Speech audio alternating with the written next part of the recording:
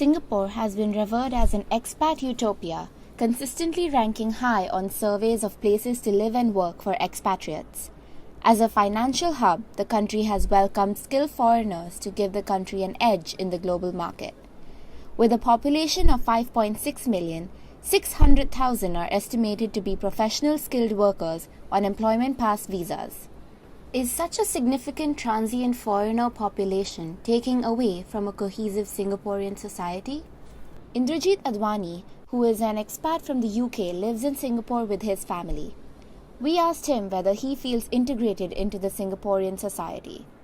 Socially, as you can see here, I live in a place which is predominantly inhabited by expats, and therefore, the interaction tends to be with foreigners. My wife is also a foreigner, so her comfort zone is people of her own race and people who speak her same language. Many expats in Singapore live in condominiums with primarily expatriate residents. Their children go to international schools, and certain spots have been stereotyped as being only for expats. We went to Dr. Matthew Matthews from the Institute of Policy Studies at the National University of Singapore to ask what the reasons behind this separation might be. Well, to begin with, the expatriates are here on a short-term pass, for instance. Many employment passes are for 2 years, 3 years. They belong to multinational companies. They have no idea whether they're going to be here for a while. So essentially a transient. If you're a transient population, if you don't really feel that you will be sinking your roots here, then generally there's little incentive to try to go out of your comfort zone, to be with people who might be more different from yourself.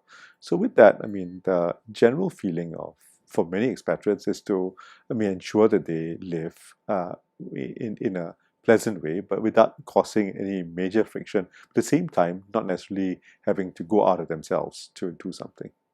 But in a country where a large section of the population is foreigners, could the clear differentiation between foreigners and locals be creating a divided, fragmented Singaporean society? You do have groups who might not always fit in, but yet who see that they are part of a bigger space. So for instance, they do know that what are the important norms of living in Singapore society. They do know that there's some things which are really taboo and they have to keep themselves away from.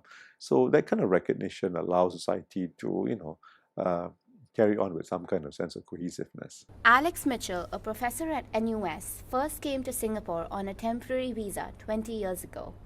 He has since become a permanent resident and has a Singaporean wife. With Singapore's population essentially comprising immigrants, having a common identity is difficult, and the label of local versus foreigner might itself be problematic to him. What does it even mean to be local?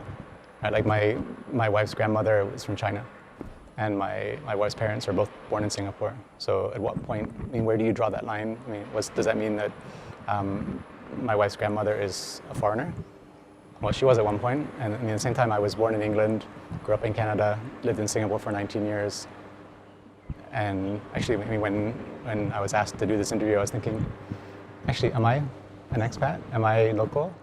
As many expats continue to settle into Singapore and call this country their home, the focus has to be shifted by both the local Singaporeans and the expatriates to do away with the barrier associated with their titles.